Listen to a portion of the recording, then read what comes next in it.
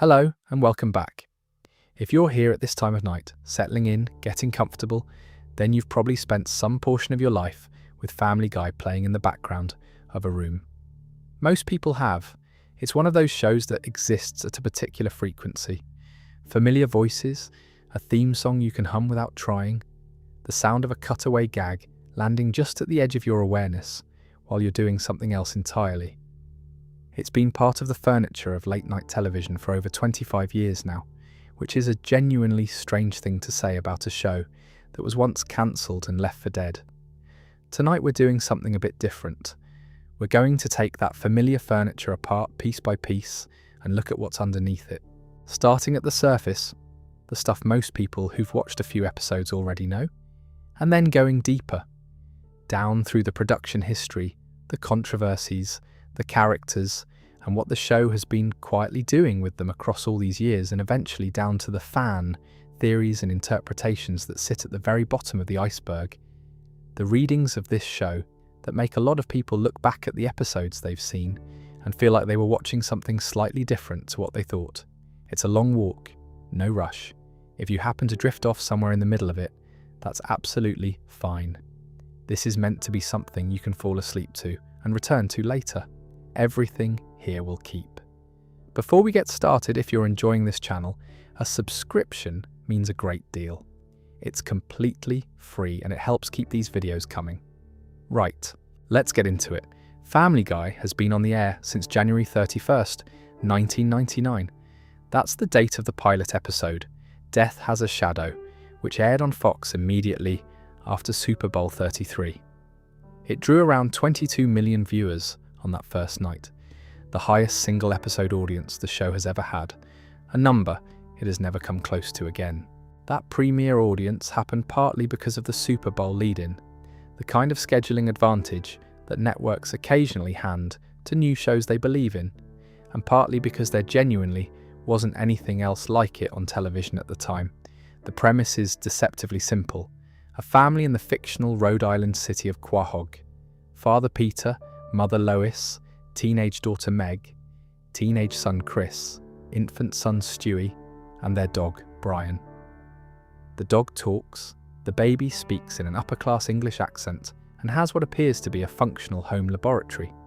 None of this is treated as remarkable by anyone in the show's universe, and that refusal to acknowledge the absurdity as absurd is actually one of the things that makes the show work, or at least one of the things that made it work in the beginning. Seth MacFarlane created it. He was 24 years old when it premiered, which is a fact that becomes more striking the more you think about it. He'd attended the Rhode Island School of Design, RISD, and while he was there, he made two short animated films, one called The Life of Larry and another called Larry and Steve. If you've ever seen clips of these, you'll recognize them immediately. Larry is a rounder, less polished version of Peter Griffin, and Steve is a prototype for Brian. MacFarlane pitched the show to Fox based on these shorts, and Fox, to their credit, or their luck depending on how you look at it, said yes. The thing that Family Guy became famous for structurally, the cutaway gag, wasn't invented here. Sketch comedy and variety shows had been doing abrupt scene breaks for decades. But Family Guy popularized a very specific version of it. A character says something like, "I was more uncomfortable than that time and the scene immediately cuts to a completely unrelated scenario, often absurd, often short, sometimes involving historical figures or celebrities, before cutting back to the original scene. It became the show's defining fingerprint. Other animated shows have experimented with it. Family Guy's own spin-offs use it, but nobody has ever deployed it quite as relentlessly as Family Guy does. One detail that I think is genuinely easy to miss about Family Guy, if you came to it during a particular era, is how different the show looks now, compared to where it started. The first 8 seasons were produced in standard definition, the 4:3 format, the almost square picture that television used before widescreen became standard. Starting with the Season 9 premiere, which aired September 26, 2010, the show made the switch to high definition 16:9 widescreen, and the visual presentation changed noticeably. The animation became cleaner, the colour palette shifted slightly, the character designs were subtly refined. If you go back and watch Season 1 after watching a recent episode, the difference is striking. Same characters, same world, but the texture of everything is softer and rougher in the early years in a way that feels like a different show. Some people prefer it, actually. There's something about the lower budget, slightly cruder look of early Family Guy that fits the show's sensibility in a way the polished HD version doesn't quite manage. The show is set in Rhode Island, or at least a fictional version of it. Quahog doesn't exist on any map, but it sits within a Rhode Island geography that the show takes reasonable care to be consistent about. Providence is nearby. New England landmarks appear occasionally. Peter's accent and cultural background are specifically New England working class. The kind of accent you'd hear in parts of Boston or Providence. MacFarlane himself grew up in Kent, Connecticut, about 45 minutes from Providence. So the setting isn't arbitrary. It's drawn from a real place, with a real texture that the show uses as flavour, even when it's doing something completely surreal. And the core of it, a family that loves each other in a dysfunctional, sometimes genuinely unkind way, navigating a world that doesn't always make sense, is as old a premise as American television has. Family Guy is in some ways very traditional in its basic architecture. Father, mother, 3 children, a dog, a neighbourhood, a job, a house. The absurdist comedy sits on top of a surprisingly conventional domestic frame, which is probably part of why it has the staying power it has. The chaos needs a structure to disrupt, and the Griffin house on Spooner Street is that structure. There are a few things about how the show's constructed that don't get discussed much, but that are worth noting before we move deeper. The cutaway gag, for instance, exists in a slightly different relationship with narrative time than most people consciously register. When Peter says, "I was more nervous than the time and the scene cuts to an unrelated scenario, that cutaway is technically happening inside the scene. It's a memory, or an association, or a digression inserted into a moment of dialogue. The scene resumes exactly where it left off. No time passes in the main narrative. What this means is that Family Guy episodes are actually longer than they appear. They contain dozens of implied moments of reflection, dozens of tangents that Peter or another character is theoretically experiencing internally, all compressed into a 22-minute runtime. The show is dense in a way that the light, fast delivery obscures. The show also has an unusual relationship with celebrity. Family Guy has used real celebrities in ways that range from gentle parody to fairly pointed satire, and the legal history around this is actually worth knowing. The Carol Burnett case we discussed in the banned episodes section established useful precedent about animated parody, but beyond legal questions, the show's use of celebrity is structurally different from how other shows approach it. Characters don't just reference celebrities, they interact with them. James Woods appeared as a recurring character for multiple seasons, playing a fictionalized version of himself as someone Peter befriends and later becomes enemies with. Adam West played a fictionalized version of himself as the mayor of Quahog for 15 seasons. These aren't cameos, they're characters with consistent personalities and story arcs who happen to share a name with a real person. It's an unusual creative choice that the show made work partly through the willingness of the celebrities involved to play themselves in ways that were occasionally unflattering. The theme song itself is something people rarely think about as a creative act, but it does real work.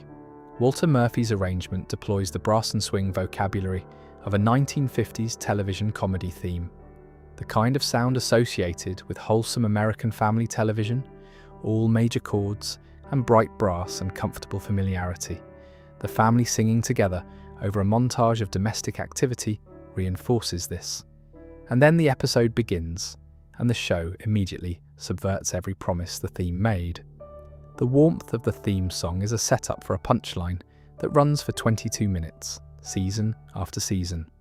That gap between what the opening promises and what the show delivers is not accidental. It's the show's first joke, every episode, without exception. That's the surface layer, the premise, the format, and the general shape of what Family Guy is. Everything else sits underneath it. The story of how Family Guy came back from the dead is one of the more genuinely unlikely things to have happened in American television history, and I don't think that's overstating it. Because when the show was cancelled the second time, and it was cancelled twice, the conditions for a revival didn't exist yet. Nobody had brought a show back that way before.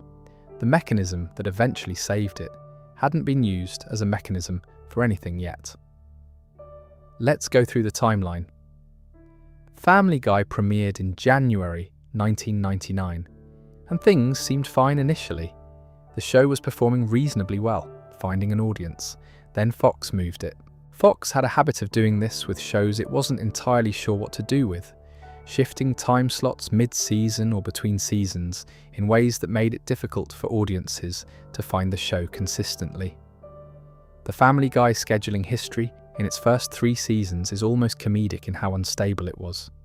Thursday nights, Tuesday nights, Sunday nights, different times within those nights, occasional long gaps between episodes. Audiences that tried to follow it kept losing track of when it was on. In May 2000, Fox officially cancelled the show. Then, 2 months later, apparently having reconsidered, they ordered 13 more episodes, forming what became Season 3. The show came back. Then in May 2002, Fox cancelled it again. For real this time. The final episode of Season 3 didn't even air on Fox. The show was simply gone from the schedule, and there was no particular reason to expect it back. Fox tried to sell the rerun rights. The standard move when a show gets cancelled is to license the reruns to other networks, cable channels, whoever will pay for them. Nobody wanted Family Guy. Networks passed. The show was dead. The ratings in its final stretch had been poor, and nobody saw a compelling reason to invest in a cartoon that couldn't hold its audience. Then Cartoon Network stepped in.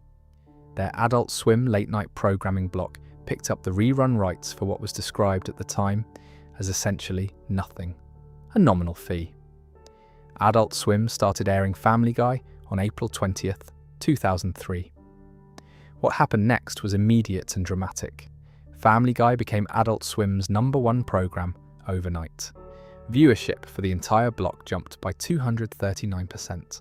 The show was drawing 1.9 million viewers per episode in a late-night cable slot, which is a respectable number for prime-time network television, let alone 11 o'clock on a cable channel. At the exact same time, Fox released the first 2 seasons on DVD, and those sets sold 2.2 million copies within months, making Family Guy the best-selling television DVD of 2003. Think about what that means. A show that Fox cancelled because nobody was watching it became the most popular thing on late-night cable and the best-selling TV DVD in the country within the same calendar year. The audience was always there. Fox just hadn't been able to find them, partly because they kept hiding the show behind erratic scheduling and expecting it to compete against established primetime juggernauts. The period between the cancellation and the revival has a texture that gets flattened when people tell the story as a simple comeback narrative. The 3 years between May 2002 and May 2005 were not just a gap.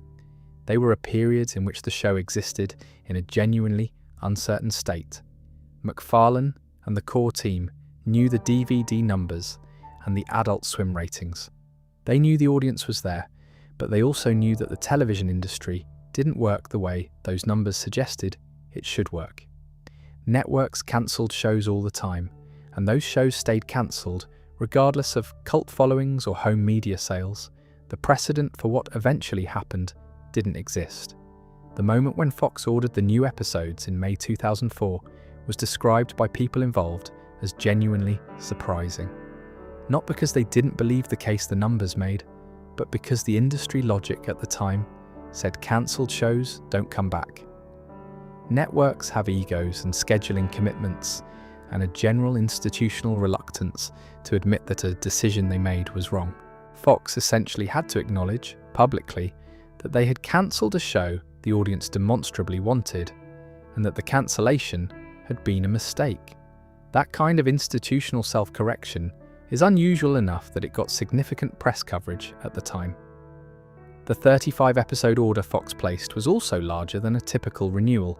Usually, a network orders a single season, 13 or 20 or 22 episodes, and waits to see how it performs before ordering more. Fox ordered 35 episodes at once, which was effectively ordering a full 2 seasons back-to-back. The scale of the order was a signal.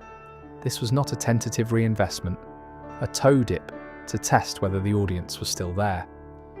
This was the network saying, "We believe in this for the long term," which is a different kind of statement. MacFarlane was 31 when the revival episodes began airing in 2005, the same age at which many creators are still trying to get their first significant project off the ground. He had already had a show run for 3 seasons, been cancelled, sat with the uncertainty of the gap years, and then seen it come back to something larger and more durable than it had been the first time. The particular kind of creative confidence that tends to produce the season 4 and 5 episodes, the willingness to be darker, to push further, to use the newly stable platform for more risks, is the confidence of someone who survived an attempt to end their thing and found out it was tougher than that. On May 20th, 2004, Fox ordered 35 new episodes and brought the show back. Family Guy became the first television series in history to be revived by its own network based on DVD sales. There are other shows that have been revived after cancellation, but the mechanism, a cancelled show generating so much consumer demand through home video that the original network reversed course and ordered new episodes. That was genuinely unprecedented. It's a model the industry watched very carefully afterward. Season 4 premiered on May 1st, 2005. The show returned. Now, there's a detail connected to this entire history that sits a little apart from the cancellation and revival story, but that I think belongs in this section because it's woven into the question of whether any of this was ever guaranteed to happen. Seth MacFarlane had a flight booked on September 11th, 2001. American Airlines Flight 11, departing from Boston's Logan Airport. His travel agent gave him the wrong departure time. He arrived at the airport approximately 15 minutes after the gate had closed. He was turned away. That flight was the first plane hijacked and flown into the World Trade Center. MacFarlane has spoken about this in interviews over the years, not extensively, but enough that it's documented. He's described it as something that shook him for a time, but that he tried not to dwell on. The alternative is uncomfortable to think about, and not only for the obvious reason. If he'd made that flight, Family Guy would have ended at season 3. Not with the revival, not with the Adult Swim run, not with the DVD sales, just cancelled with the creator gone. No one to advocate for bringing it back, no one to run the new seasons. 20 plus years of television, all the episodes and the characters and the cultural footprint simply not existing. Whether you find that thought sobering or strange or just an interesting footnote depends on what you make of the randomness of things. The show survived its first cancellation by DVD sales and cable luck and audience loyalty that Fox hadn't figured out how to measure. It also survived on a more fundamental level because of a travel agent's mistake. One thing that most people know about Family Guy but don't tend to sit with is that Seth MacFarlane voices 4 of the main characters: Peter Griffin, Stewie Griffin, Brian Griffin, Glenn Quagmire, all 4 in the same episodes, sometimes in the same scenes, sometimes in scenes where all 4 characters are talking to each other simultaneously. That's a genuinely unusual workload, even by animation industry standards. Most shows have one principal actor do maybe 2 significant characters. MacFarlane does 4, plus recurring characters like Carter Pewterschmidt, Lois's father, and Tom Tucker, the local news anchor, and a handful of others. The recording sessions for a single episode must be something to witness. Peter's voice is a slight exaggeration of MacFarlane's natural register. You can hear it clearly in interviews, where MacFarlane isn't doing a character voice, the same New Englandish cadence, just a bit softened. Brian's voice is considerably closer to how MacFarlane actually sounds when he's speaking normally, which has led to a persistent reading of Brian as the most autobiographical character in the show, something we'll come back to in a later section. Stewie's voice is a deliberately constructed upper-class English accent that MacFarlane has described as inspired by Rex Harrison, and Quagmire is a kind of old-school lounge singer exaggeration, a voice MacFarlane has said he based on 1940s radio announcers. The voice that most people don't know existed belongs to Meg. Lacey Chabert voiced Meg for the first run of Season 1, the initial batch of episodes. Chabert was, at the time, playing a significant role in the drama series Party of Five, and the scheduling conflicts between that commitment and Family Guy's recording schedule eventually became unmanageable. She left the role after the first several episodes of Season 1. Mila Kunis, who was at that point primarily known as Jackie from That 70s Show, auditioned and took over from approximately episode 10 of Season 1 onward. The transition happened mid-season, which meant that if you watched Season 1 on its original broadcast, the voice of Meg shifted partway through, and most viewers didn't notice, or didn't make much of it if they did. If you go back and listen to those early Lacey Chabert Meg episodes, the character sounds slightly different, a bit more conventionally teenage girl, a bit less the distinctive, resigned quality that Kunis eventually brought to the role. Kunis has now voiced Meg for well over 2 decades, which is an interesting footnote given her concurrent film career. She was doing Family Guy and That 70s Show at the same time as her early film work, and continued voicing Meg through her transition to major film actress. The disconnect between Kunis's real-world presence and Meg's position in the show as the family's designated scapegoat is one of those small ironic details the show has occasionally acknowledged. Alex Borstein voices Lois, and has done so since the beginning. She also voices Loretta Brown, Trisha Takanawa, and various other recurring female characters across the show. Borstein was a cast member of the sketch comedy show Mad TV when MacFarlane was developing Family Guy, and MacFarlane has said he had her in mind for the role relatively early in the development process. She and MacFarlane have been creative collaborators for essentially the entire history of the show, which is a remarkable working relationship by any measure. Patrick Warburton, who voices Joe Swanson, is one of those actors whose voice is so distinct that you almost can't hear it without recognizing it. He's had a career doing voice work precisely because of that quality. His delivery of Joe's combination of good-natured authority and simmering frustration is one of the more consistent pleasures of the show. Cleveland Brown is a more complicated story. Mike Henry voiced Cleveland from the show's beginning through season 19. That's approximately 300 episodes, 21 years of a character he created and performed. In June 2020, Henry announced that he was stepping down from the role, citing the broader cultural conversation at the time about white actors voicing black animated characters. It was a voluntary decision on his part, and his statement was measured and direct about his reasoning. Arif Zahir was announced as his replacement on September 25, 2020, and has voiced Cleveland from season 20 onward. Then there's Mayor Adam West, who is its own unusual situation. The show cast Adam West, the actual Adam West, the actor who played Batman in the 1966 television series, as a fictional version of himself, serving as the eccentric mayor of Quahog. The character appeared from season 2 onward and became a beloved recurring presence. Adam West died on June 9th, 2017. The show handled this the way you'd expect a long-running cartoon to handle a beloved cast member's real death, carefully and with some genuine feeling. The Mayor Adam West character was quietly retired, given a final farewell, and written out of the show.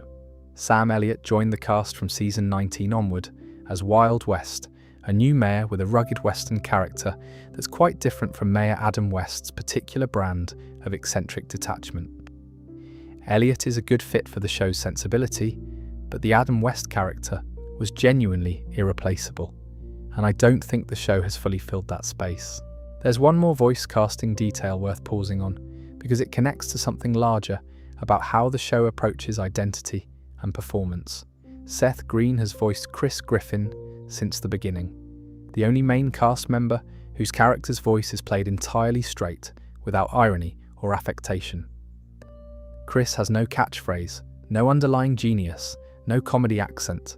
He is simply a teenage boy who is somewhat intellectually limited and socially anxious, and trying to figure out his place in the world, voiced in a way that makes him feel like the most ordinary person in a very extraordinary household. Green plays him with a kind of earnest straightforwardness that makes Chris the character viewers are most likely to forget is there, which is itself a comment on how the show treats him. The middle child of the middle children, overlooked even within a family that's already being overlooked. Green is a character actor with a long career across both animation and live action, and the restraint he brings to Chris, the refusal to do anything flashy with the voice, is a professional choice that's easy to underestimate. Every other significant voice in the show is doing something. A character voice, an accent, a specific register. Green just sounds like a teenager. After 27 years, that normalcy is the most distinctive thing about the character. There's also a generation of viewers who grew up watching Family Guy during a very specific window, roughly the Adult Swim reruns of the early 2000s through the first few post-revival seasons, who have a relationship with the show that is qualitatively different from newer viewers. Those early Adult Swim viewings happened late at night, often with a particular social context. The show became associated with a specific time of life, a specific hour of the night, a specific feeling of being young and awake past the point of good judgment. That associative quality, the way the show became emotionally attached to a period of people's lives rather than just to the content itself, is part of why the loyalty has been so durable. You don't just remember the show, you remember who you were watching it with, and what time of night it was, and what the rest of your life looked like from that particular vantage point.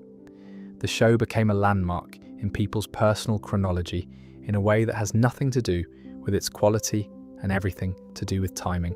One production detail that doesn't come up much. Unlike a lot of animated shows, Family Guy records most of its cast separately, rather than together in the same room. The ensemble feel, the sense of characters responding to each other in real time, is largely constructed in post-production, with actors recording their lines individually based on a script, and then editors assembling the dialogue into the final scene. This means the chemistry between characters is, to a significant degree, a construction rather than something that happens organically in a recording booth. Most animated shows work this way, but it's easy to forget when you're watching and the scene feels spontaneous. The animation itself has been outsourced throughout the show's run, primarily to facilities in South Korea, with Sunwoo Entertainment among the most notable studios involved. This is standard practice for American animation. The creative development, writing, and direction happen domestically. The actual frame-by-frame drawing work is done offshore. The transition to HD in Season 9 brought a visible quality upgrade to the animation, but the essential approach didn't change. Family Guy has a small collection of episodes that exist in a complicated relationship with their own official status. Episodes that were made, that are finished and complete, but that cannot be watched through the show's current streaming homes. Not because they've been deleted or erased, but because they were refused, pulled, or simply never cleared for certain platforms. There's a quiet little shelf of these. Let's go through it. The most significant is almost certainly Partial Terms of Endearment. This is a Season 8 episode, fully animated, fully voiced, complete in every sense, centered on Lois becoming a surrogate mother for another couple. The episode engages fairly directly with questions around abortion and reproductive autonomy. Fox refused to air it in the United States. Not delayed, not moved to a different time slot, refused. The BBC aired it in the UK.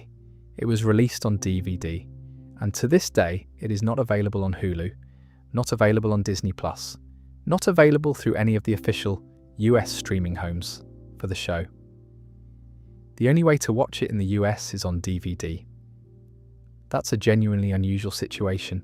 Most controversial television content, even content that caused significant public backlash, eventually ends up on streaming platforms, either unedited or with some disclaimer. Partial terms of endearment has been in this strange liminal state for over 15 years now, officially existing and officially unavailable at the same time. Whether that's a Fox corporate decision, a platform policy, or something else is not entirely clear from the public record, but it remains there on the shelf, watchable on disc and almost nowhere else. Turban Cowboy is a different kind of story.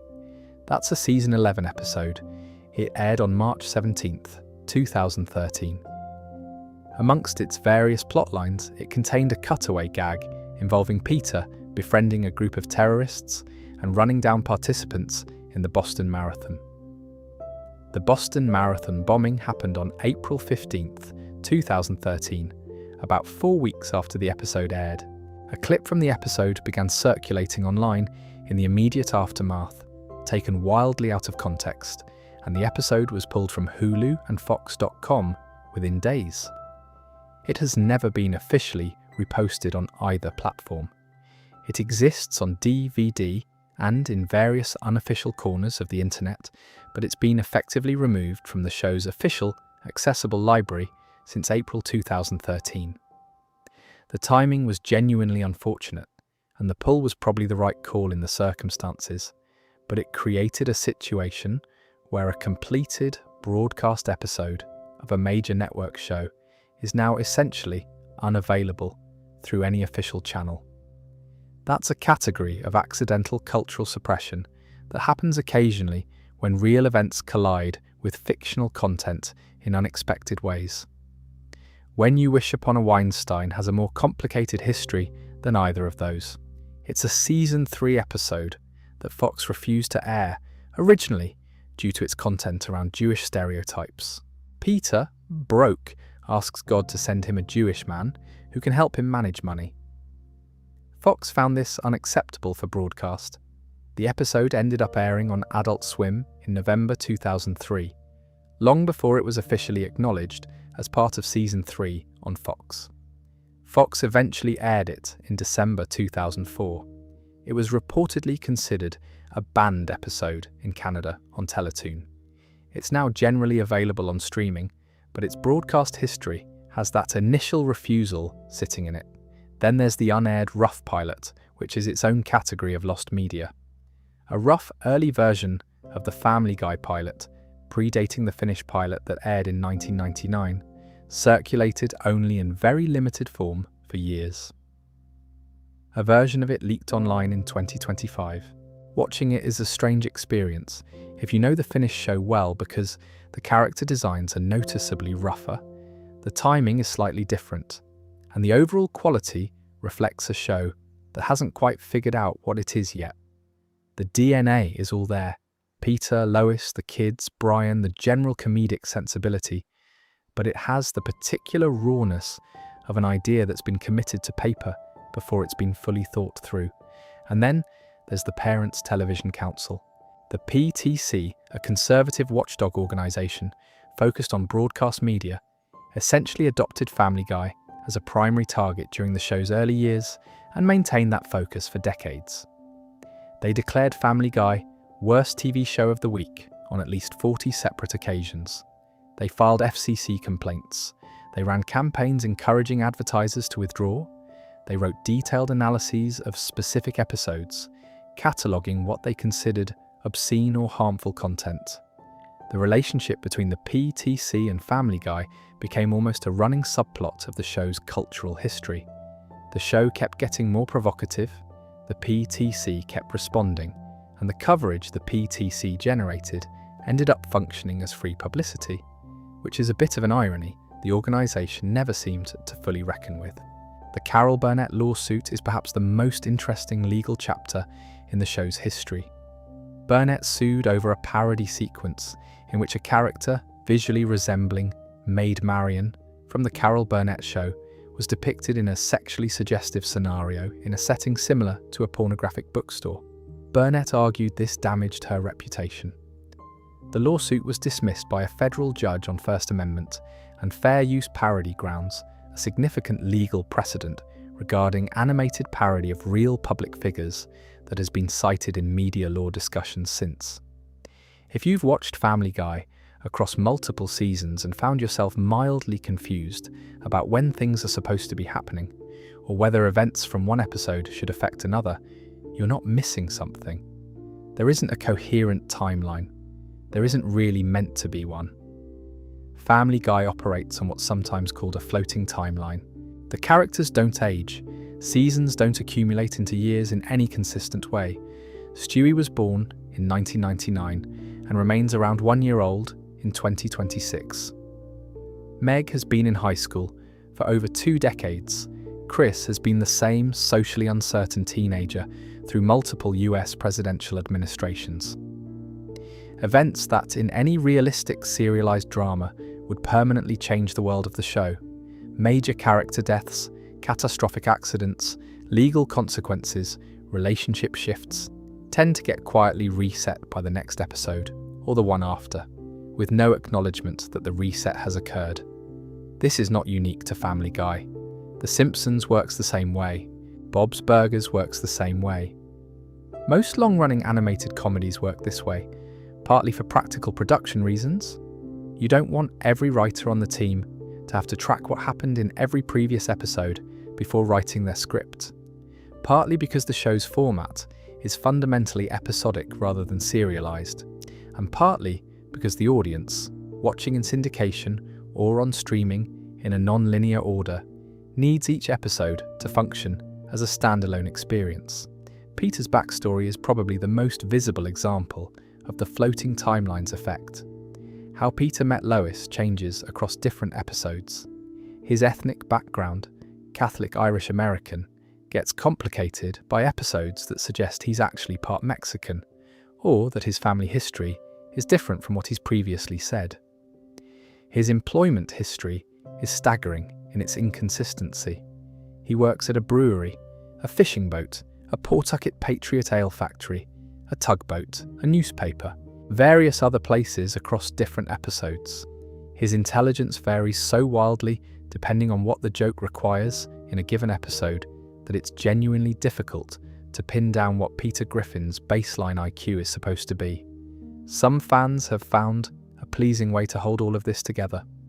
The theory, and it's gained some traction online, is that each episode of Family Guy takes place in a slightly different parallel universe, one where the history of the Griffin family is slightly different in ways that accumulate over time. Road to the Multiverse, the Season 8 episode that is still the highest rated Family Guy episode on IMDb, makes parallel universe travel explicitly canonical within the show's world. Back to the pilot. A Season 10 episode in which Brian and Stewie travel back to the events of Episode 1 makes the accessible past structure canonical as well. Under this reading, the inconsistencies aren't mistakes. They're the show accidentally documenting the fact that it's visiting slightly different versions of the same family in different episodes. I find that theory more aesthetically satisfying than the mundane reality, which is that a writer's room of dozens of people working on 20 episodes a year across 2.5 decades simply can't maintain perfect continuity without enormous structural effort that isn't worth the trouble for an episodic comedy. There are events that did stick, things that happened in Family Guy's timeline that actually changed the show's world and weren't reset. Brian's death and revival in Season 12, real for 3 weeks then undone, is a famous example, but the death itself was permanent enough that the show made a significant production and marketing investment in it, suggesting they intended it to last longer than it did. Cleveland Brown leaving Quahog, running his own spin-off, The Cleveland Show, for 4 seasons from 2009 to 2013, and then returning to Quahog in season 12 when his spin-off was cancelled. That's a real change in the show's world that got maintained. Quagmire discovering he has a teenage daughter named Courtney is treated as a genuine, ongoing development. Joe Swanson's paralysis never gets resolved, even in episodes that temporarily change it. It always comes back. The season 4 tonal shift is worth mentioning here because it connects to the timeline question. When the show came back after cancellation, in 2005, it felt different. Not dramatically, not in a way that announces itself, but noticeably different on rewatching. The humour got darker and more aggressive. The characters, particularly Meg-Wiggy, were treated with increased cruelty. Peter became more selfish and less sympathetically bumbling. Some of this is just a natural shift in the writer's room sensibility after a 3-year gap. Some of it may be the show recalibrating its tone for an audience that had been watching it on Adult Swim, which has a higher tolerance for edge than primetime Fox. Whatever the cause, Season 4 Family Guy is a different show to Season 3 Family Guy in a way that's harder to dismiss than simple tonal evolution. The floating timeline has a few specific episodes that are worth naming as illustrations of the phenomenon, because in isolation they read as continuity errors, but together they form a pattern that's more interesting than carelessness. In one episode, Peter's parents are Irish immigrants who came over relatively recently. In another episode, his family has been in America for generations. In one episode, Peter and Lois met at a formal dinner at her parents' estate. In another, they met at a Grateful Dead concert. In one episode, Peter was a virgin when he met Lois. In another, he clearly wasn't. Each of these contradictions could be a writer forgetting what a previous episode established, and some of them probably are exactly that. But the cumulative effect is a character whose history keeps changing, whose past is genuinely unstable. Some fans read this as evidence that Peter is unreliable, that the different backstory versions represent Peter's own inconsistent memory of his life, rather than the show's inconsistent memory of Peter. That's a generous reading, but it has a kind of elegance. A person with Peter's intelligence level, his relationship with alcohol, and his general lack of introspective habit would probably have a pretty unreliable autobiographical memory. The shifting backstory under this reading is characterization. The episodes that establish permanent consequences are interesting for the inverse reason. They demonstrate that the show is capable of continuity when it decides something matters enough to maintain. Quagmire's daughter being real and ongoing, Cleveland's departure and return being treated as real history between the characters. Joe's paralysis never being permanently resolved, always returning when the plot gives him his legs back. These choices reveal that the floating timeline is editorial rather than structural. It's a decision about what to maintain, not an inability to maintain anything. The show knows how to do continuity. It mostly chooses not to. The darkest floating timeline theory, and we'll come back to this in more detail later, is the one that suggests the floating timeline isn't a production convenience at all. Under this reading, the timeline floats because the show is happening inside one person's head, a mind that can't allow time to pass because passing time means things change, and things being permanent means they're real. But that's the deep iceberg. We'll get there.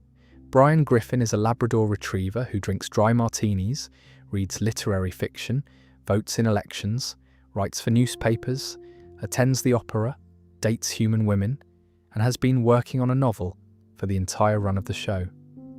The novel is never finished. It is now approaching its 27th year of being unfinished. The show has never explained why Brian can talk. Not once in 24 seasons has it offered any canonical reason for why the Griffin's dog has full fluency in English, a complex inner life, and the ability to operate in adult human society. Other animals in Quahog don't talk. Brian's mother didn't talk.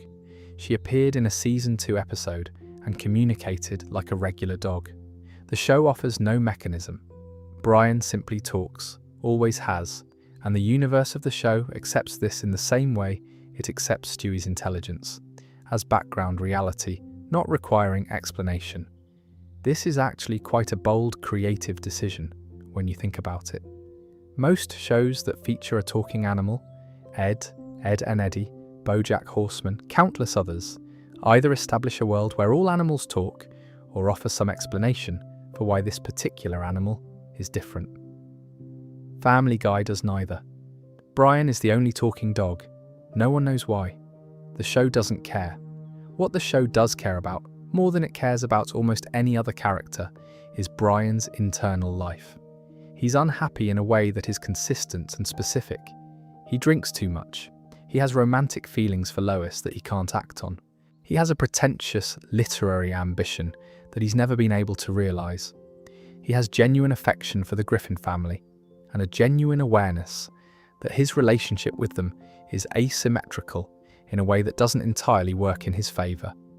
He's kept as a pet by a family he's intellectually superior to, in a world that mostly treats him as a novelty. The Quagmire speech in the Season 8 episode, "Jerome is the New Black," is one of the more remarkable things the show ever produced. Glenn Quagmire, who has had a barely concealed hatred of Brian throughout the show, is finally pressed to explain why. What follows is about 4 minutes of uninterrupted articulation. Quagmire tells Brian, with unusual precision and clarity, exactly what's wrong with him. Brian is self-righteous. He moralizes constantly while behaving badly himself. He performs liberal values while treating the people around him poorly. He's condescending, emotionally unavailable, and uses intellectual pretension as a shield against genuine connection. The speech is delivered with comic timing, but it lands as something closer to genuine criticism, and the show allows it to land without immediately diffusing it. Brian is mostly silent throughout. He doesn't have a rebuttal. The show doesn't give him one. That kind of uncomfortable specificity, a character receiving accurate and damning criticism that the show doesn't rush to resolve, is genuinely unusual for Family Guy. And it's one of the reasons Brian remains the most interesting character in the show for a lot of people who've watched carefully. On November 24th, 2013, the episode Life of Brian aired. Brian and Stewie are playing street hockey in the street outside the Griffin house. A car comes around the corner and hits Brian at speed. There's a veterinary emergency. The family gathers, and then Brian dies. Not in a cutaway, not in a dream sequence, not in a format-breaking alternate reality. In the main continuity of the show, Brian Griffin is hit by a car and dies in Season 12, Episode 6. The public reaction was genuinely substantial. This wasn't just online discussion. There were real articles in mainstream newspapers, genuine emotional responses from people who had watched the show for years and felt the loss. The show introduced a replacement dog named Vinny, voiced by Tony Sirico, who played Paulie Walnuts in The Sopranos, and Vinny was actually a fairly charming character in the brief time he existed. 3 episodes later, on December 15th, 2013, about 3 weeks, Stewie uses a time machine to go back and prevent the accident, and Brian is alive again. MacFarlane has since said that killing Brian was probably one of the worst creative decisions they made. Not because it was wrong to have stakes, but because the reversal undermined whatever the stakes were supposed to mean. The 3 weeks of Brian's death exist in a strange pocket in the show's history, real enough to have generated genuine emotional response, reversed quickly enough that the emotional investment feels like it was used up for nothing. Brian's relationship with Stewie is the emotional centerpiece of the show's best work. The Road to Kiara episodes, Road to Rhode Island, Road to Europe, Road to the Multiverse, Road to the North Pole, Road to India, Road to Vegas, and several others, are consistently the episodes where Family Guy demonstrates that it's capable of real emotional depth when it commits to it. These episodes follow Brian and Stewie on adventures together, and the dynamic is genuinely compelling. A brilliant, isolated infant who is understood by almost nobody, and a melancholy, underachieving dog who is one of the few beings in Stewie's world that actually registers him. The Season 8 episode, Brian and Stewie, is to my mind one of the finest things the show produced in its middle period. It aired commercial-free, which was unusual. There are no cutaway gags. No other characters appear. The entire episode takes place in a bank vault where Brian and Stewie are accidentally locked overnight. They talk. That's essentially it. Somewhere in the middle of it, Brian admits, not played for laughs, that he keeps a loaded gun in the vault specifically because there are days when he thinks about using it on himself. The show sits with this for a moment before Stewie responds with something that's equal parts funny and genuinely caring. For a network animated comedy, it's an unexpectedly honest moment, and the fact that it's sandwiched between jokes doesn't make it less real. There's a thread in Brian's character arc that runs underneath everything else, and that I think gives the show more coherence than people usually credit it with. It's the question of whether Brian is happy. Not satisfied, not content, genuinely happy. The show has been circling this question since Season 1 and has never answered it cleanly, which is probably the right call. Brian has everything he'd need to be happy on paper. He lives with a family that mostly cares about him, in a comfortable house, in a world where he has access to the things he values: books, conversation, martinis, the occasional outlet for his writing. He has Stewie, who sees him completely in a way that most of the other characters don't. He has Lois, who treats him with genuine warmth, even if the romantic dimension of his feeling for her goes unacknowledged. By almost any material measure, Brian Griffin has a good life. The drinking is the tell. Brian's relationship with alcohol is not played consistently for comedy in the way Peter's beer drinking is. Peter drinks because he's Peter. It's part of the character's texture, cheerful and largely consequence-free. Brian's drinking is different. It surfaces most clearly in the bottle episode, in quiet moments in the Griffin's kitchen, at odd hours, in the kinds of choices a character makes when the camera doesn't have to show them making those choices. Brian drinks the way someone drinks when they're trying to get comfortable in a life that doesn't quite fit. The novel he can't finish is the same signal from a different angle. Creative paralysis, the inability to complete the work, tends to come from one of two places: not knowing what you want to say, or knowing what you want to say and being afraid of saying it. Brian's novel has been in progress for so long that both explanations are plausible, which is probably why the show has never committed to either. But the sustained image of the unfinished manuscript, the typewriter, the opening lines that never go anywhere, the perpetual next chapter that never gets written, is one of the show's most honest recurring images. Most people understand that image from the inside. What Brian would be if he were actually happy is a question the show occasionally tests. The episodes where he has a meaningful relationship that seems to be working tend to end with the relationship failing, usually because Brian can't sustain the version of himself that the relationship requires.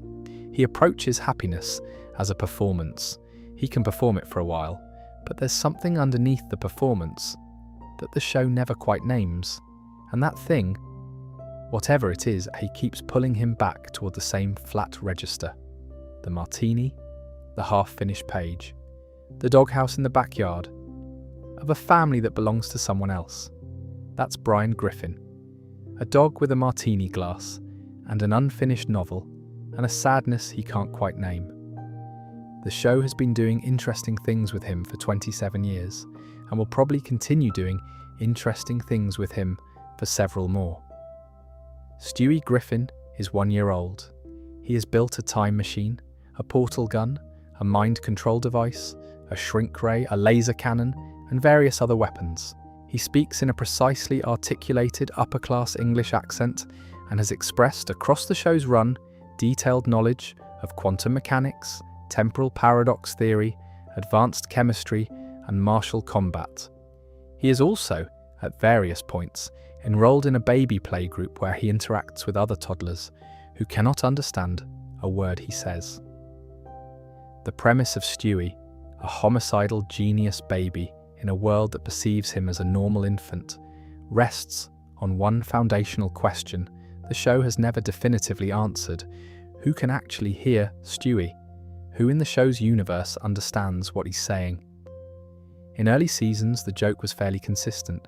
Stewie would deliver an elaborate monologue about his plans for world domination, about his complicated feelings for his mother, about geopolitical strategy, and adults in the room would hear baby sounds. They'd respond to the tone of his voice without processing the content. The comedy came from the gap between what Stewie said and what the adults understood him to say. Brian can hear Stewie. From the very beginning, Brian registers and responds to Stewie's speech. And this relationship, the dog as the baby's only genuine interlocutor, is the foundation of everything the Road to episodes do. In later seasons, the rule got somewhat looser. Certain other characters appear to understand Stewie when the plot requires it. But the basic architecture remains. Stewie operates in a world that doesn't fully perceive him. The 300th episode of Family Guy, which falls in season 16 and aired in 2017, contains a revelation that the show had been sitting on for years. Stewie, in a therapy session, drops the English accent. He admits to the therapist that it's a psychological construction, something he created and has maintained, a persona rather than a natural voice. He has an American accent underneath it. The English-accented Stewie that every viewer has heard for 18 seasons is, within the show's own canon, a performance. The show doesn't do much with this afterward. It's treated as a significant moment in the episode and then largely set aside. But the implication is interesting. Stewie built an entire identity as a young child, an elaborate and sustained performance of superiority and control, and has been maintaining it ever since. Whether that reads as funny or quietly melancholy or both simultaneously probably depends on how you've been watching the show. Stewie's sexuality is something the show has approached from different angles across its run. Early seasons wrote him as potentially closeted, with jokes that alluded to it without stating it. Later seasons became more direct, with Stewie expressing romantic interest in male characters more explicitly, and the show treating his sexuality as established background rather than something requiring ongoing subtext. MacFarlane has said in interviews that the original conception of Stewie was more ambiguous and that the writing evolved over time. Whether that evolution reflects the changing cultural moment the show was navigating, or just a natural development in the character, is probably both. The Road to Kaiser episodes gave Stewie's character more genuine depth than almost any other format the show used. These are the episodes where Stewie is allowed to be lonely, to want things, to be hurt by things, to care about Brian with a specificity that goes beyond comedy. In Road to the North Pole, Stewie's idealism about Christmas is complicated by a genuinely dark encounter with the real Santa Claus, exhausted, sick, overwhelmed. In Road to the Multiverse, the show demonstrates what it can do with animation as a medium when it's willing to commit to a single creative premise. In Road to India, a later entry in the series, there's an episode-length exploration of what Brian and Stewie's relationship would look like if Stewie were older. And what it reveals is that the relationship works specifically because of the power imbalance of childhood, and that growing up would change or end it. The theory that the entire show is Stewie's perception has a certain internal logic worth sitting with. Under this reading, Family Guy is what the world looks like, filtered through an infant's consciousness. Adults are chaotic and often incomprehensible. The logic of the world shifts based on what the infant understands rather than what's actually true. And the talking dog makes sense because a baby would naturally anthropomorphize the family pet. The cutaway gags under this reading aren't dissociation. They're the randomness of an infant mind that hasn't yet learned to maintain narrative coherence. Connections form and break without logic because infant cognition doesn't follow adult causality chains. What I find most interesting about this theory is what it does to Stewie. If the show is his perception, then the Stewie we see, confident, articulate, brilliant, is how Stewie understands himself. The gap between that self-understanding and how others perceive him isn't a joke about the world not noticing a genius baby. It's a portrait of how all of us understood ourselves at 1 year old, as fully formed, fully real, fully present, in a world that kept failing to reflect that back. Stewie's relationship with time deserves a bit more attention than it usually gets, because it's one of the more quietly strange things about his character. Stewie has a time machine. He has used it across multiple episodes to visit the past and the future. He has seen what Quahog looks like in decades to come. He has met historical figures. He has, in at least one episode, seen what he himself becomes as an older person, and the show uses that encounter to raise questions about continuity of self, about whether the future version of a person is the same person at all. For a show that primarily operates in the register of broad animated comedy, these are surprisingly, philosophically loaded premises. The time machine also means Stewie is, technically, the character who has experienced the most time in the show's universe. He's been to the past, he's been to the future, he's looped back to the same moments more than once. He has a broader temporal experience than any other character in the show, and yet he is still, consistently, 1 year old. He cannot grow up, not because he lacks the intelligence to understand what growing up would mean, but because the show's format requires him to remain exactly where he is. There's something a bit pointed about that when you sit with it. The most temporally experienced character in the show, the one who has seen more of time than anyone, is permanently frozen in the first year of his life. He knows how time works. He can travel through it, and he cannot move forward in it. Not even one day. That's either a comedy premise or a tragedy, depending on how you hold it. That's Stewie Griffin, the smartest person in Quahog, possibly the only real perspective in the room. A baby who will, if the floating timeline ever lands, eventually grow up and lose all of this. Meg Griffin is the show's punching bag. That's the premise, and most episodes don't pretend otherwise. Peter ignores her or actively dismisses her. Her classmates exclude or demean her. When the family needs to assign blame for something, Meg is available. The show runs this dynamic for comedic effect across hundreds of episodes, and most casual viewers absorb it as background texture. This is just how the show treats Meg, the same way it treats Brian as the voice of reason, or Stewie as the underestimated genius. But in season 10, the show did something with Meg that reframes everything that came before and everything that comes after. And I think a lot of people who watched the episode in question either didn't catch what the show was doing or caught it and then watched the show return to its normal treatment of Meg the following week and decided it was a one-off. The episode is Seahorse Seashell Party. It's the season 10 hurricane episode. The family is trapped in the house during a severe storm, and after a sustained period of everyone treating her badly, Meg finally snaps. She delivers a speech. She goes around the room, calmly and precisely, and tells each member of her family exactly what they are and what they've been doing to her. To Peter, you're a reckless, selfish person who damages everything around you and then expects to be forgiven because you mean well. To Lois, you see what he does to me and you don't intervene, which makes you complicit. To Chris, you hurt me because you need someone to hurt, because Dad hurts you. The show allows this to land. The family is quiet. Peter is actually quiet, which is rare. And then Brian pulls Meg aside. He explains with real gentleness that what she's done, the truth she's just spoken, is going to destabilize the family.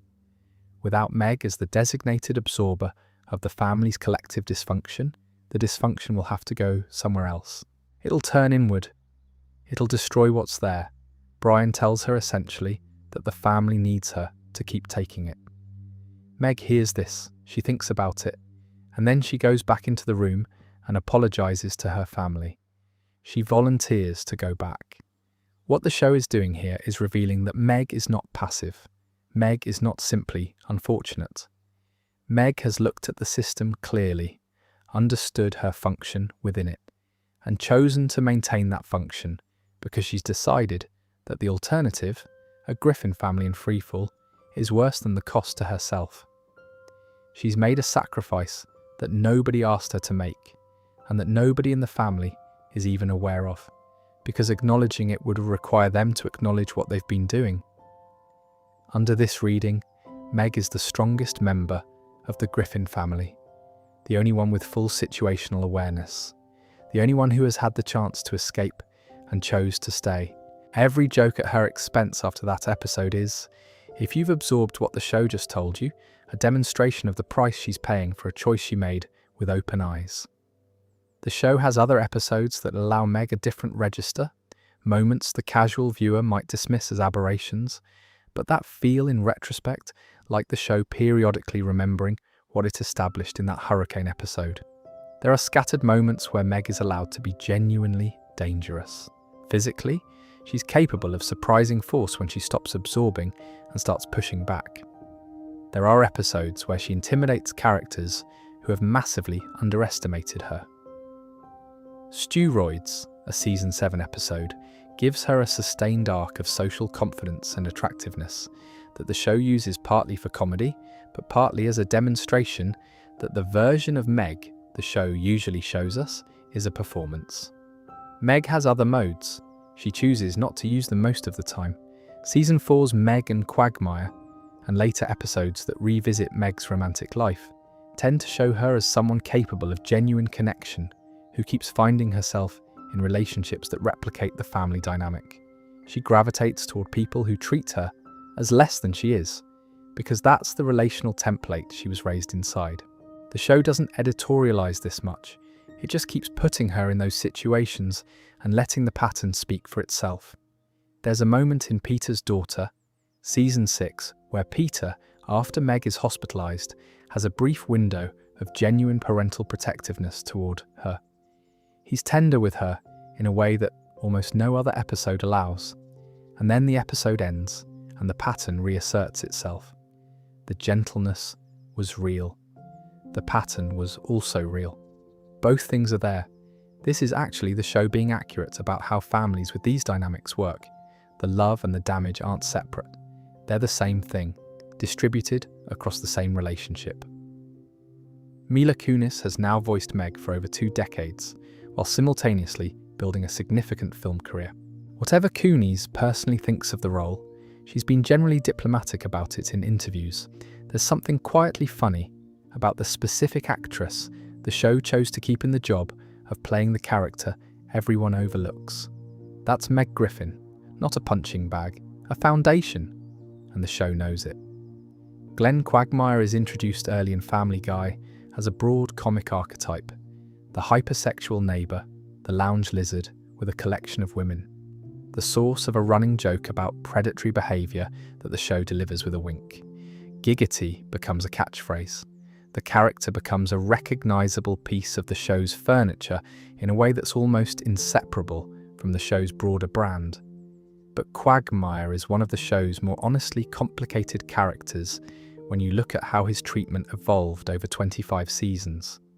Because the show didn't maintain the same relationship with the joke across its run. As seasons progressed, the comedy around Quagmire's behaviour started to curdle at the edges in ways the early seasons didn't bother with. Other characters began reacting to him with disgust rather than tolerance, at least occasionally. The show started acknowledging, in the spaces around the jokes, that the behaviour being described isn't actually charming. The tension this creates is genuinely interesting to watch if you're paying attention to it. The character still gets jokes that frame his behaviour as comedy in the old mode, but those jokes increasingly coexist with moments where the show seems aware that it's depicting something that shouldn't be funny.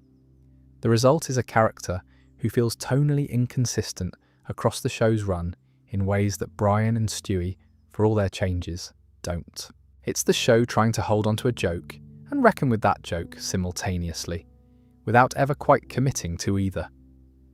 The Brian speech, which we covered in the Brian section, is worth revisiting from the Quagmire angle.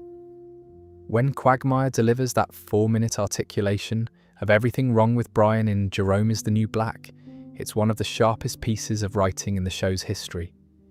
The specificity of it is unusual for a character who is otherwise deployed mostly for broad comedy. Quagmire identifies Brian's self-righteousness, his emotional unavailability, his use of intellectual pretension as a shield. He's precise in a way that requires him to have been observing Brian carefully for years. He has that capacity, and that's the thing about Quagmire that the speech accidentally reveals. He is not stupid. He is not operating without self-awareness. He has the capacity for exactly the kind of incisive observation he deploys against Brian. Which raises the obvious question: if he can see Brian that clearly, what does he see when he looks at himself? The show has never answered this directly. There are implications, scattered across episodes, that suggest Quagmire's cheerful, predatory persona is a performance over something more complicated. The backstory material, flashbacks to his earlier life, references to his father, scattered contextual hints, suggests a history that the show has never fully committed to excavating. His father, Dan Quagmire, appears in Quagmire's Dad, Season 8, and turns out to be a decorated military veteran who later transitions and asks to be called Ida. The episode handles this with more delicacy than you might expect from Family Guy in 2010. Though not without the occasional joke that hasn't aged well, what it does for Quagmire's character, though, is add a dimension. His relationship with his father, with authority, with identity, with the performance of a certain kind of masculinity, gets briefly contextualized in a way that makes the surface behavior feel less like a character trait and more like a response to something. The discovery that Quagmire has a teenage daughter, Courtney, introduced in Season 17, is handled with more care than you might expect. Quagmire has to reckon with someone who shares his genes but is the product of a relationship he was only casually involved with. The show is interested in Quagmire as a potential father in a way that's genuinely different from the way it's interested in him as a womanizer, and the episodes that explore that dynamic tend to be among the more emotionally grounded Quagmire episodes in the later seasons. There's a reading of Quagmire that doesn't make him a villain or a cartoon archetype, but something more like a person who made certain choices about what kind of person he was going to be at a young age, and has been performing that choice ever since, with such consistency that it's become indistinguishable from who he actually is. Most people have a version of this, a role they stepped into at some point that eventually fits so well they forgot they put it on. Quagmire's version just happens to be particularly visible and particularly problematic in ways the show has spent 20 years trying to figure out how to hold. Cleveland, Joe, and Quagmire as a trio is actually one of the show's more consistent pleasures. The three of them together in the drunken clam, giving Peter varying degrees of patience and pushback, is a dynamic the show has milked effectively across hundreds of episodes. They work together because they're genuinely different from each other. Joe's earnestness, Cleveland's warmth and slightly weary tolerance, Quagmire's irreverence, Peter's chaos at the centre of it. The show is genuinely good at this particular register, the group of middle-aged men holding a friendship together through habit and proximity and the specific comfort of knowing someone well enough that you don't have to explain yourself. That's Quagmire, a comedy archetype with a person inside it, trying to figure out which one is real. This section is going to sit in a more speculative register than most of what we've covered, so it's worth flagging that up front. This isn't documented history. This is a pattern observation, a set of recurring details across the show that some people have read as a coherent statement about its creator's interior life. Make of it what you will. Seth MacFarlane voices 4 main Family Guy characters: Peter, Stewie, Brian, and Quagmire. Peter's voice is a heightened version of MacFarlane's natural register, but if you listen to MacFarlane in interviews on talk shows, in press junkets, in conversations where he's speaking as himself. The voice that most closely resembles how he actually sounds is Brian's. The cadence, the slight melancholy, underneath the surface confidence, the way sentences tend to trail toward observation rather than assertion. Brian talks the way MacFarlane sounds. There is a long-running reading of Brian as the most autobiographical character in the show. A well-read, intellectual, politically engaged, creative person who drinks too much, has trouble finishing things, and has romantic feelings for someone he can't be with. MacFarlane has never directly confirmed this reading, but he's never definitively dismissed it either, and the details keep accumulating. Brian writes, Brian has opinions about literature and politics. Brian is perpetually frustrated by the gap between his aspirations and his outputs. Brian is, in some ways, a portrait of a creative person who is very good at understanding why things should be great and somewhat less good at making them great. Alex Borstein, who voices Lois, has been one of MacFarlane's closest creative collaborators since before Family Guy existed. They've worked together for over 25 years. The relationship between Brian and Lois, a sustained, unresolved romantic undertone that the show returns to periodically without ever resolving, is one of the most consistent threads in the show. Brian loves Lois in a way that's never going to be acted on, because Lois is married to Peter, because the show's status quo won't allow it, because the feeling exists as a permanent background ache rather than something that moves toward resolution. Quagmire, also voiced by MacFarlane, also pursues Lois, repeatedly, consistently, across the show's entire run. Two characters, voiced by the same person, both have feelings for the same woman, voiced by his closest creative collaborator. This could simply be a writing convenience, the show exploiting an obvious comedic dynamic for recurring material. It could also be something more personal rendered in the safe register of comedy. A fan theory has circulated for years that MacFarlane's relationship with Borstein, not a romantic relationship as far as public knowledge goes, but a deep creative friendship spanning decades, found expression in the show's dynamics in this way. That the feelings Brian has for Lois, which are genuine within the show but can never be acted on, are a kind of fictionalized version of an attachment that exists in real life, in a form that also can't be acted on. There's something else in this space that's worth mentioning.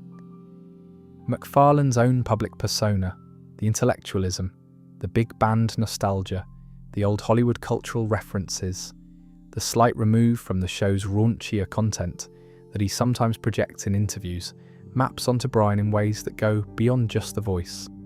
He's described Family Guy in terms that suggest the characters represent different aspects of his personality, and Brian consistently gets the most flattering description.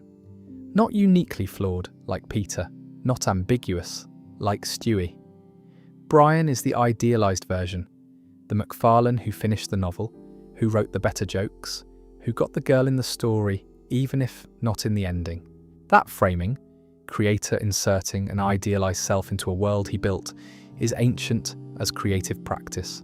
Homer did it, Shakespeare did it, every novelist who ever wrote a character slightly smarter and slightly more attractive than they are has done it. What's interesting about Family Guy's version is that the idealised self is a dog. The idealised self is a creature who lives in a subordinate position in the household, who exists at everyone's sufferance, who is kept rather than free. The idealisation has a dark underside, which might be the most honest thing about it. There's a related structural detail that adds a layer to the whole picture. In the American Dad universe, another MacFarlane show, characters have been shown watching Family Guy on television. Family Guy appears as a program within the world of American Dad, meaning the Griffins are fictional within MacFarlane's own connected fictional universe, which raises the question of which show represents the real level of MacFarlane's world building, and whether the existence of Family Guy as a TV show within American Dad is the show winking at its own artificiality. It's a minor detail, and probably not intended to bear much analytical weight. But it does place Family Guy in the interesting position of being a show that exists as fiction within its creator's other fiction, a story inside a story, at a slight remove from even its own reality. There are a handful of Family Guy episodes that sit differently from the rest of the run, not because they're necessarily the best or most watched, but because they shifted something in how the show was perceived after they aired. Either they demonstrated a capability the audience hadn't expected, or they generated a response that changed the conversation around what Family Guy was and what it was willing to do. And then there were fewer opened Season 9 on September 26th, 2010. It was the first episode in HD, which meant it looked visually different from everything before it, wider, sharper, more detailed. But more significantly, it was a 45-minute murder mystery, set at a dinner party hosted by James Woods at his mansion, with multiple recurring characters killed during the course of the episode. Diane Simmons, the news anchor who had been part of the show's world since Season 2, Muriel Goldman, the local pharmacist's wife, real deaths in the main continuity of characters who had been fixtures. The episode committed to being a genuine whodunit, with real stakes, real consequences, and a mystery that worked as a mystery rather than a vehicle for cutaway gags. The response was generally positive, partly because Family Guy had spent years establishing its cast of supporting characters and then actually used them as murder mystery dramatis personae with results that paid off. The episode demonstrated that the show's world had enough depth to support a genre experiment. It's one of the more rewatched episodes specifically for this reason. It functions as a piece of genre television that happens to be Family Guy rather than a Family Guy episode that happens to try something different. Brian and Stewie aired on May 2nd, 2010, a few months before that. No cutaway gags, no other characters, commercial-free. 2 characters in a bank vault. The episode won the show more critical goodwill than almost anything in its middle period because it showed a register the show almost never inhabited: sustained, character-driven, emotionally honest. The gun admission is the moment most people remember, but the whole episode has a quieter intimacy than the show usually allows itself. It was MacLeod producing it, and it felt like someone who knew what the show could be at its best and was briefly given permission to make that thing. Road to the Multiverse, Season 8, Episode 1, is the highest rated Family Guy episode on IMDb at 9.1 out of 10. It's an animation showcase, which is probably why it lands so well. The whole episode is built around visiting alternate universes, each of which has a different visual style. There's a Disney-style universe where everything is soft and hand-painted, and the songs feel like something from the 1950s. There's a Hanna-Barbera universe with limited motion animation and old-fashioned sound effects. There's an anime universe. There's a live-action universe using the actual cast. The episode is a love letter to the history of animation, wrapped in a Brian and Stewie adventure, and it works because it's doing something only animation can do, using the medium itself as the subject matter. The formal ambition of it is worth appreciating on its own terms. To spend a full episode of primetime network television essentially making a series of short films in different animation styles, trusting that the audience will follow you through each stylistic rupture, requires confidence in both the format and the audience. The episode earns that confidence by being genuinely accomplished in each style. The Disney pastiche has actual Disney quality warmth. The Hanna-Barbera sequence has the specific, rubbery energy of early television animation. It's not parody in the dismissive sense. It's homage that knows its sources well enough to reproduce their virtues rather than just their visual shorthand. Life of Brian, Season 12, Episode 6, already discussed in the Brian section, but worth noting here for a different reason. The public reaction to Brian's death was significant enough to demonstrate something about the show that even long-term viewers may not have fully appreciated. the emotional investment was real.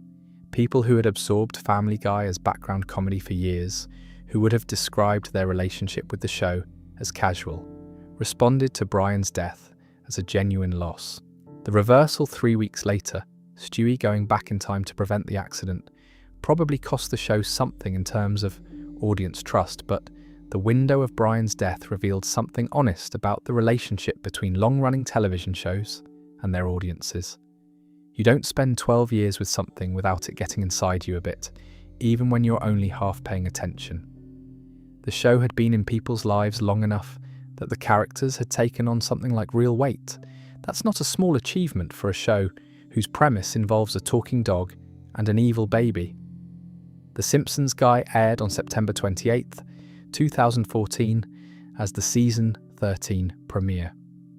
It's 44 minutes long and features the Griffin family visiting Springfield and interacting with the Simpsons cast. The crossover had been anticipated for years. Two animated families from the same network, separated by a generational gap in their premiere dates, and the episode handled the anticipation reasonably well. The culminating brawl between Peter and Homer runs long and lands as a genuine comedic set piece, rather than just a gesture toward the concept. What the crossover couldn't quite avoid was the sense that it was more Family Guy's event than a genuine collaboration. The Simpsons had been on air for a decade before Family Guy premiered. The Springfield characters in The Simpsons Guy feel slightly flatter than they do in their own show, which is the inevitable result of borrowing characters whose depth lives in their own writer's room. The episode is a pleasure if you've watched both shows, but it's a reminder that borrowing a character and understanding a character are different things. Quahog doesn't exist on any map of Rhode Island, but the show has situated it with enough geographic specificity that you can place it on a mental map of the state with reasonable confidence, in the Providence area, near the coast, within driving distance of Boston. The streets around the Griffin house are named consistently enough across episodes that fans have mapped the neighborhood. Spooner Street itself has been the subject of genuine geographic analysis by dedicated viewers trying to triangulate its position. But there's a real-world root here that goes deeper than just the setting. A quahog, the word, refers to a species of hard clam native to the Atlantic coast of North America. The scientific name is Mercenaria mercenaria.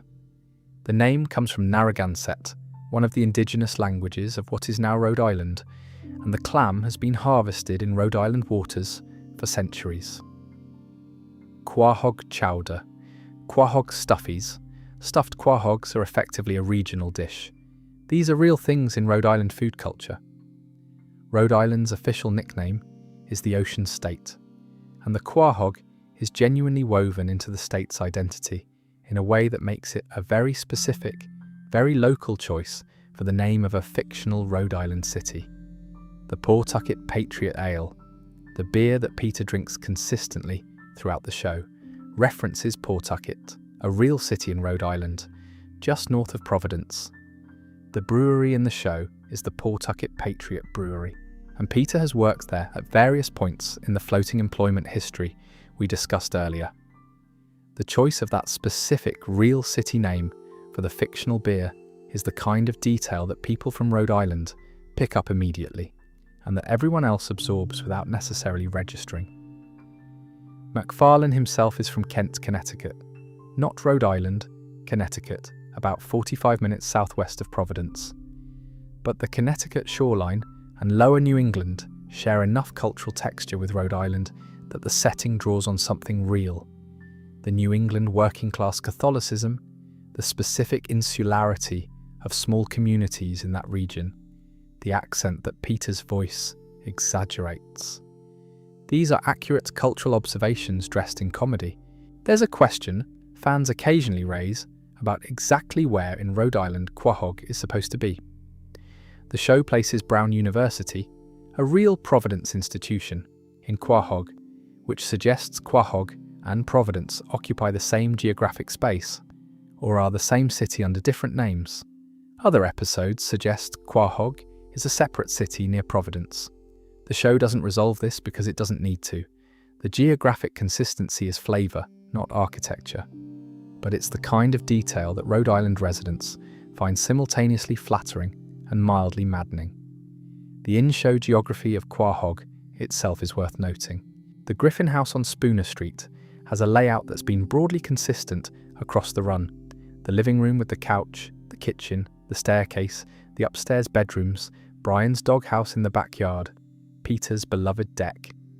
The Drunken Clam, the pub where Peter and his friends spend considerable time, has a consistent location relative to the Griffin House. Joe and Bonnie Swanson live next door. Cleveland and Loretta, and later Cleveland and Donna, lived across the street for the first several seasons, with that house going through various occupants after Cleveland's departure. Quagmire lives nearby. The social geography of the neighbourhood is a small-town dynamic squeezed into a fictional version of a real state, and there's something quietly grounding about that. It gives the chaos of the show a spatial anchor that keeps it feeling like it's happening in a place, rather than just in a void. One small fact I find genuinely charming. The show has referenced actual Rhode Island food culture, often enough that there are people who moved to or visited Rhode Island and went looking for the things they'd seen in Family Guy. The Quahog Stuffy is a real thing you can order in Providence. That's a minor and entirely benign form of cultural influence, but it's there. Now we're getting into it. We've been at the surface and middle layers, the documented history, the production facts, the character analyses that draw on what the show actually shows you. What follows sits lower down. These are interpretations, some with genuine textual support, some more speculative, that propose the show means something different to what it appears to mean. Not better or worse necessarily, just different. Let's start with the darkest one, the Peter Griffin fantasy theory. This theory has circulated in various forms since at least 2010, and it's been refined and elaborated by different people in different corners of the internet across the years since. The version I find most complete goes like this.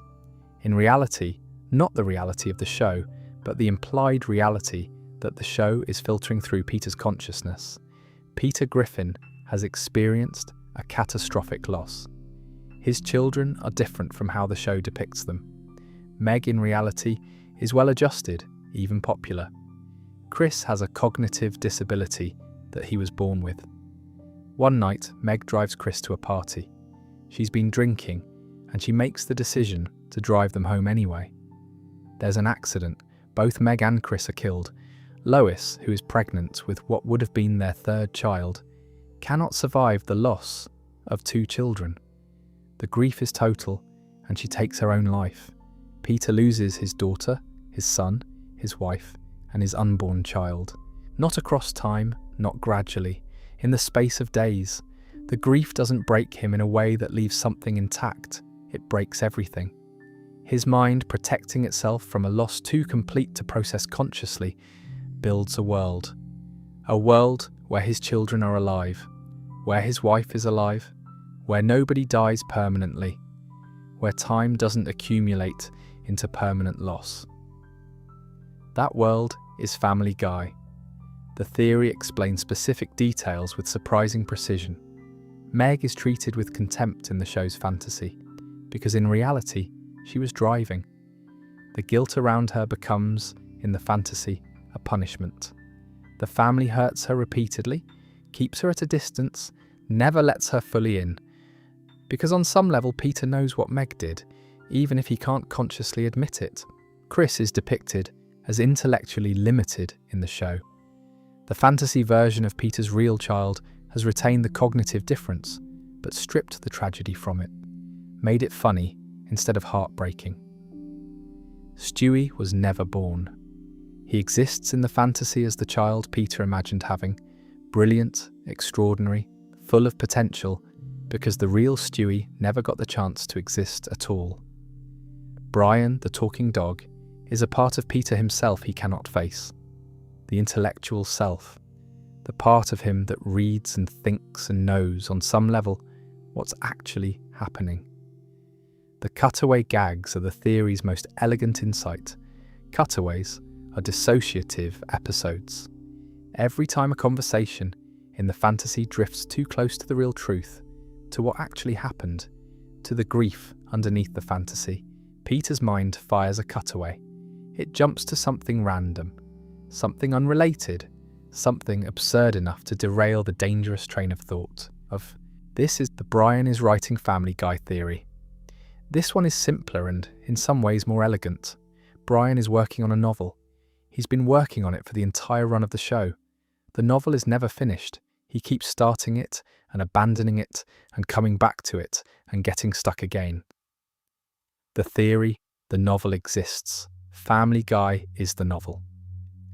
Brian is narrating his own life, the life of a talking dog who lives with a family that doesn't quite see him, who loves a woman he can't have, who has intellectual ambitions he can't realise, and the show is his manuscript.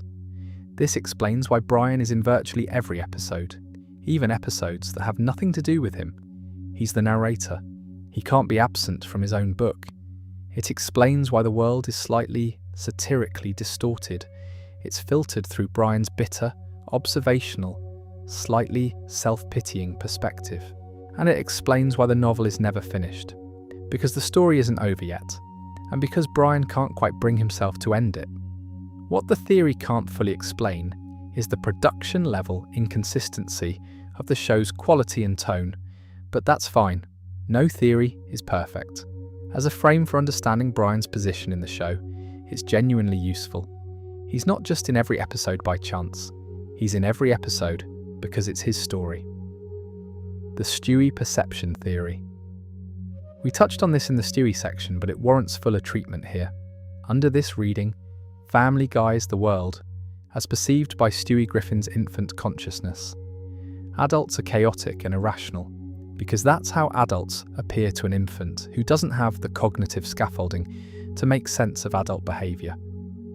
The rules of the world shift without logic, because an infant's world shifts without logic. Brian speaks because Stewie anthropomorphizes the dog, hearing meaningful communication in Brian's behaviour in the way that infants do with family pets. Stewie himself is, within this perception, extraordinarily capable, because that's how all of us experienced ourselves at 1 year old, before we learned what we could and couldn't do.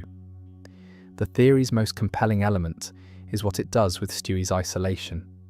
If the show is his perception, then Stewie's loneliness is not a character flaw, it's a phenomenological condition. He is the only person in this world who perceives it as he perceives it. Everyone else is operating from a different reality, and there's no bridge between them.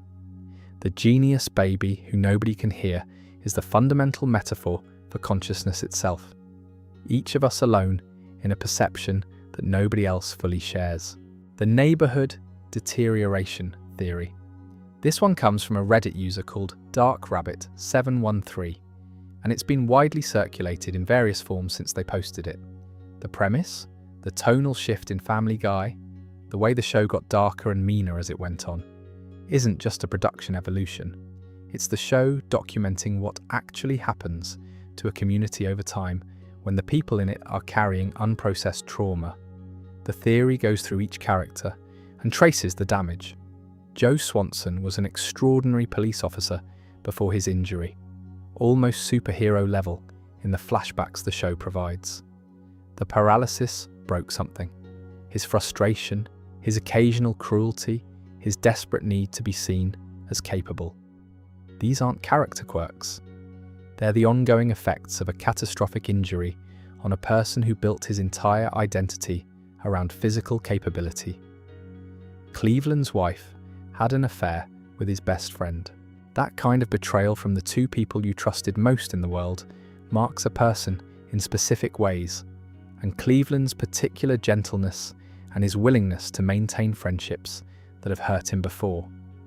There's a reading of those patterns that's about damage rather than personality. Quagmire's behaviour under this theory is a coping mechanism for something the show has hinted at but never fully articulated: the hypersexuality as self-anesthesia. And Peter under this theory is a man who is genuinely intellectually limited, who grew up in a world that didn't have much patience for people who couldn't keep up, who found a wife who loved him, and friends who tolerated him, and a job that paid enough, and who has spent his adult life performing a kind of cheerful incompetence that protects him from expectations he couldn't meet. The cruelty isn't malice. It's the reflexive aggression of someone who was hurt before he knew how to name the hurt, and never learned to process it in any other way. Under the neighborhood deterioration theory, Family Guy is not a show about cartoon characters in a cartoon world. It's a show about the accumulated weight of unprocessed experience in a community of people who don't have the language or the support to deal with it. The comedy is how they survive the weight. And the show getting darker as it went on is the weight getting heavier. I don't think the Family Guy writers' room sat down and planned any of this, but the best theories don't require planning. They require patterns, and patterns accumulate over time regardless of intent. There are a few additional threads that connect to the theories we've covered that are worth naming before we move on. The Peter Griffin fantasy theory has a detail that makes it more specifically structured than it might first appear. The theory observes that the characters Meg and Chris are depicted in the show in ways that map onto how a grieving father might need to remember and process the children he lost. Meg is treated with contempt, which the theory reads as displaced guilt. She was driving when the accident happened, and the fantasy can't fully absolve her, so it punishes her instead in ways that the conscious mind won't directly connect to the real cause. Chris is depicted as intellectually limited, which the theory reads as the fantasy preserving the most essential quality of the real Chris, who had a cognitive disability, while stripping the tragedy from it. The limitation is still there, but in the fantasy, it's a source of gentle comedy rather than grief. The Brian is writing Family Guy theory has an extension that not everyone has connected to it. If the show is Brian's novel, then the fact that the show has been going for 27 years without ending is not just a production reality, it's characterization. Brian cannot end the novel because ending it would mean accepting that the story is over, that the family has done what they were going to do, that the adventures have concluded, that there's nothing more to say. As long as the novel continues, Brian is still there. As long as Brian is still there, the family is still there. The unfinished novel is not a failure of discipline, it's a refusal to let go. That reading makes the novel's eternal incompleteness into something sadder and more honest than a joke about a pretentious dog who can't finish his work. It makes it a portrait of someone who knows that the only version of his life worth having is the one that keeps going, and has found a way to keep it going indefinitely by simply refusing to write the last page. The multiverse fan theory. The idea that each episode of Family Guy takes place in a slightly different parallel universe connects to something the show established canonically in Road to the Multiverse and developed further in Back to the Pilot. If parallel universes are real within Family Guy's world, then the inconsistencies in the show's history aren't errors or production oversights. They're the show's universe doing what universes in the show do, diverging slightly from episode to episode, each one a different probability branch from some shared starting point. Under this theory, you've never actually been watching the same Peter Griffin twice. You've been watching adjacent versions of him, close enough that the differences are mostly invisible, different enough that his backstory keeps shifting and his intelligence keeps varying and his relationships keep being slightly not quite what they were last week. This theory is more playful than the Peter fantasy theory or the Brian writing theory, and it asks less of you emotionally, but it has a structural elegance that I find genuinely pleasing. It turns the show's greatest weakness, its narrative incoherence, into a feature rather than a flaw. And it invites a different kind of attention to the episodes, not tracking continuity, which is a losing game, but noticing the ways each episode seems to live in its own slightly distinct version of Quahog. There's a category of Family Guy history that doesn't live in the episodes themselves, but in the gaps between them. The things that happened in production, the industrial realities that occasionally left their mark on what ended up on screen, and the details that casual viewers almost never see because they sit in press releases and interviews and the minor news cycle of a long-running animated show.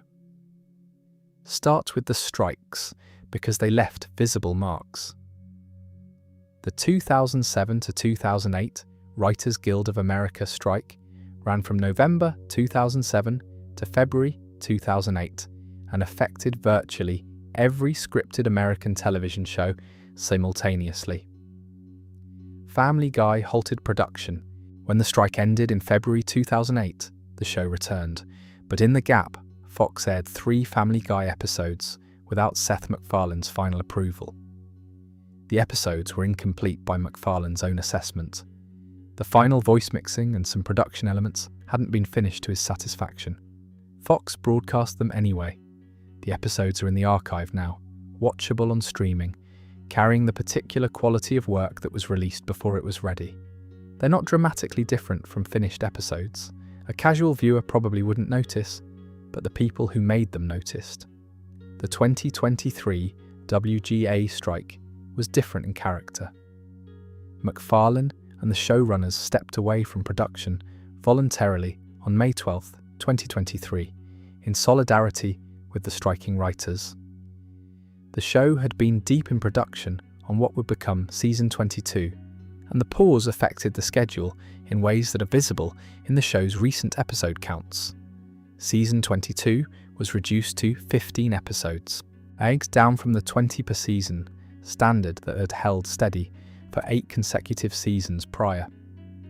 That's a noticeable reduction for people who follow the show closely, a visible sign in the episode count of something that happened off-screen in the writer's room. Then there was COVID. Family Guy halted production in 2020, along with essentially every other scripted television show in the world. The halt was approximately 8 weeks. The show returned on April 19, 2020, and was one of the earlier animation productions to adapt to remote workflows, remote recording, remote production meetings, keeping episodes moving while cast and crew were physically separated. The episodes produced during that period don't have an obvious remote work stamp on them, which is a testament to what production teams manage to do under genuinely difficult circumstances. Animation has some advantages in a remote production context. The art and the writing can be coordinated digitally in ways that live action can't quite match. But the coordination challenges were still real and still required solving quickly.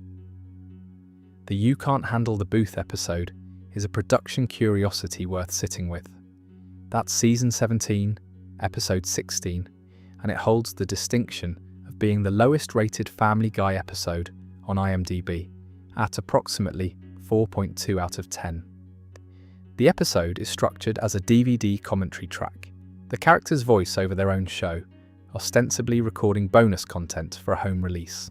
The format requires you to watch a Family Guy episode while the characters comment on it from a recording booth, and the joke, that the commentary is combative and petty and frequently more interesting than the episode being commented on, extends for the full runtime. The audience response was not charitable. The rating reflects a genuine disconnect between what the episode was trying to do and what Sunday night Family Guy viewers showed up expecting. It's not unwatchable by any means, and it has defenders among people who appreciate formal experiments in long-running series. But it's a real outlier in the show's reception history, and it illustrates something specific about the Family Guy audience relationship. The show has unusual latitude for absurdity and darkness within its established format, but experiments that alter the format itself tend to land poorly. The audience knows what a Family Guy episode is supposed to feel like. An episode that feels like something else, even a clever something else, tends to be received as a failure to deliver rather than a successful departure. The Season 22 reduction, 15 episodes instead of the previous standards of 20, is worth noting not just as a strike-related production detail, but as a signal about where the show is in its life cycle. From Season 14 through Season 21, the show produced exactly 20 episodes per season, with a remarkable consistency. 8 consecutive seasons at the same episode count. That kind of stability is unusual for a long-running show and reflects a production infrastructure that had genuinely settled into a reliable rhythm. The drop to 15 in season 22 breaks that rhythm. Whether it's temporary or the beginning of a gradual reduction toward the end of the run is something the next several seasons will answer. The Hulu special era is a recent development that reflects where the show is in the current media landscape. Starting with season 23, holiday specials now premiere on Hulu before the regular season begins on Fox. The season 23 Hulu Halloween special premiered October 14th, 2024. The season 24 Halloween special premiered October 6th, 2025. The regular Fox broadcast of season 24 began February 15th, 2026. Fox still gets the main run of episodes, the bulk of the season, the storytelling, the content that shapes how each year of the show is remembered. But the holidays, traditionally the broadcast tentpole moments, are increasingly going to the streaming platform first. None of this is scandalous or surprising. It's the shape of the industry right now. The same transition every long-running network show is navigating. What's interesting about Family Guy navigating it is the historical resonance. This is a show that was saved by home media. The DVD sales in 2003 were the mechanism that brought the show back from cancellation. The show's relationship with distribution formats has always been unusual, always slightly ahead of or behind where the industry expected it to be. That it's now navigating the streaming-first model while still anchored to broadcast television feels continuous with that history rather than discontinuous from it. There's also a Comedy Central deal that began in September 2024, announced the previous August. An additional licensing agreement that means Family Guy is now airing on Comedy Central alongside its Hulu and Fox presence. Adult Swim, which was the platform that saved the show in 2003, announced the show's return to their lineup in December 2024 for 2025. The show that was once an Adult Swim emergency acquisition is now returning to Adult Swim as a prestige property. That's a full circle that took about 22 years. The unaired rough pilot deserves its own moment here. For many years this was genuinely lost media, an early incomplete version of the pilot that existed only in very limited circulation. A version of it leaked in 2025. If you found it and watched it, you'll have seen characters who are recognisably themselves, but drawn with less refinement, moving with slightly different timing, inhabiting a world that hasn't yet found its tone. It's the archaeological layer underneath the finished show, the thing that existed before it knew what it was. Peter is rounder and softer. Brian's voice is slightly different. The overall quality is rougher in every visible way. It's interesting not because it's better or worse than the finished show, but because it documents the distance between what something is when it's an idea and what it becomes when it's been made properly. Family Guy premiered in 1999. In 1999, the animated television landscape included a Simpsons at the peak of its cultural authority, a South Park that had arrived 2 years earlier and was already destabilizing norms, and an Adult Swim sensibility that was still forming. Family Guy entered that landscape as a younger, faster, more aggressively referential thing, something that cut away before you could settle into its world, that moved too quickly to be fully passed on a first watch, that seemed in some ways more interested in the bits than in the family at the centre of it, and then it was gone for 3 years. And then it came back. What I find genuinely interesting about the revival is what it reveals about the relationship between Family Guy and its audience. The show was cancelled because the ratings were poor. But the DVD sales demonstrated that the audience was real, large, and actively loyal, willing to buy physical media to own a show they couldn't watch on television anymore. The audience didn't leave when Fox did. They just moved. And when the mechanism existed to bring the show back, the evidence of their attachment was there in the numbers. That particular kind of loyalty, stubborn, quiet, expressed through action rather than noise, is interesting because it doesn't quite match the show's reputation. Family Guy has a reputation as nihilistic, as mean-spirited, as a show that doesn't believe in anything, and there are plenty of episodes that support that reputation. The treatment of Meg, the cycles of self-destruction, the floating timeline that refuses to let anything permanently matter, the cutaway gags that interrupt emotional honesty before it can land. But the audience that bought those DVDs wasn't responding to nihilism. You don't stay with nihilism for 25 years. You stay with something that, underneath the surface, has something to offer. Here's what I think Family Guy is quietly about, and I'll try to say it without making it sound more profound than it is. The show is about a family that keeps failing to be what a family's supposed to be, and keeps showing up for each other anyway. Peter is a genuinely bad father in many episodes, selfish and reckless, and often directly harmful to his children. And the show keeps coming back to scenes where he and Chris, or he and Meg, or he and Stewie, or he and Lois have a moment of genuine, unperformed connection. The connection doesn't fix the damage. The damage is still there, but the connection is also there simultaneously, and the show isn't interested in resolving the tension between them. That refusal to resolve the tension is the thing I keep coming back to. Most television, most storytelling, wants to move toward resolution. The damaged family learns something. The negligent parent apologizes. The scapegoat gets acknowledged. The arc completes. Family Guy's floating timeline means arcs don't complete. Characters don't learn things that stay learned.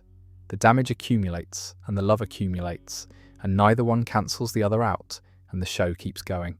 This is, if you've experienced it personally, an accurate portrait of how many families actually work. Love and damage as co-inhabitants of the same relationship. Progress that gets reversed. Apologies that get forgotten. The same arguments rerun in slightly different configurations. The bond surviving not because it's been healed, but because it's been maintained day after day in the specific, unglamorous way that families maintain bonds. Through proximity and habit, and the accumulated weight of shared history, even when that shared history includes things nobody is proud of. Lois married Peter, in the show's various accounts of it, partly by choosing something her wealthy family didn't approve of, choosing love over expectation. She spends the show managing a household that doesn't quite work, keeping a family together that keeps trying to come apart, and occasionally losing patience in ways that reveal a person underneath the patience who is genuinely complicated. She's not simply good, she's someone who chose a life and has been trying to make that choice worth having made ever since, with varying degrees of success. Brian is writing a novel that will never be finished. This is the most honest thing the show does. The novel is the stand-in for everything Brian wants to be and can't quite become. The artist, the intellectual, the person whose inner life justifies his place in the world. He's been at it for 27 years. It isn't finished. The show has never pretended it will be. That's not cruelty, that's accuracy. Most creative people have a version of that novel somewhere. The work they've been meaning to do. The thing that would justify everything else if they could just finish it. Meg holds the family together by absorbing what would otherwise tear it apart. We covered this earlier, and it doesn't need repeating at length, but the conclusion it points toward is worth naming here. The show's recurring treatment of Meg as the family's scapegoat is, read charitably, a portrait of a particular kind of sacrifice. Not glamorous sacrifice, not sacrifice that gets acknowledged or rewarded, the kind that happens quietly and thanklessly, and is only visible from the outside after you've been watching long enough to understand the system. Stewie is brilliant and alone, and will eventually lose both. The intelligence that makes him extraordinary in the show is a function of being 1 year old and still perceiving the world without the filters that experience installs. Every year, the show doesn't let him grow up, which is, on the surface, a production choice about the floating timeline. Underneath that, It's the show preserving him in the moment before the extraordinary becomes ordinary. Before the genius becomes just another voice in a room full of voices. The show has been renewed through season 28. If it reaches that, Family Guy will have been on the air for approximately 30 years. The children who watched the premiere are now in their late 30s, potentially watching with their own children on streaming platforms that didn't exist when the show started.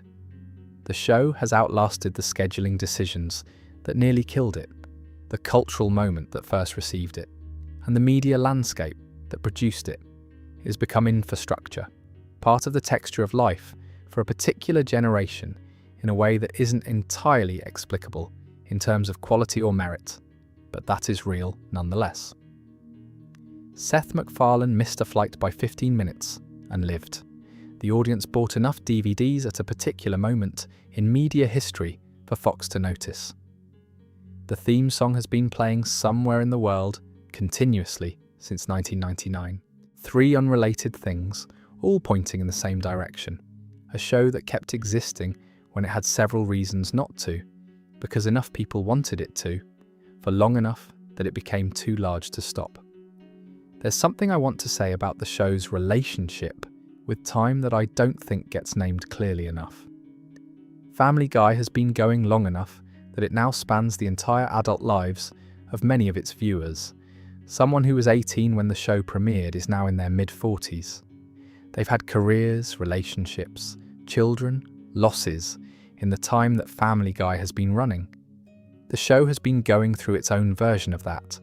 Different writers, different cultural contexts, different production technologies, different industrial realities, but the surface has been maintained with remarkable consistency. The theme song is the same. The house is the same. The characters look slightly different with the HD shift, but they're recognisably themselves. The show has stayed itself while everything around it changed. This is, I think, what the loyalty is actually about.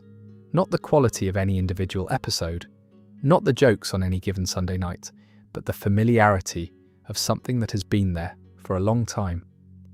Peter and Lois and Meg and Chris and Stewie and Brian have been present through people's adult lives in the way that very few things are present, consistently, reliably, without demanding anything, available whenever you want them and not requiring anything from you when you don't.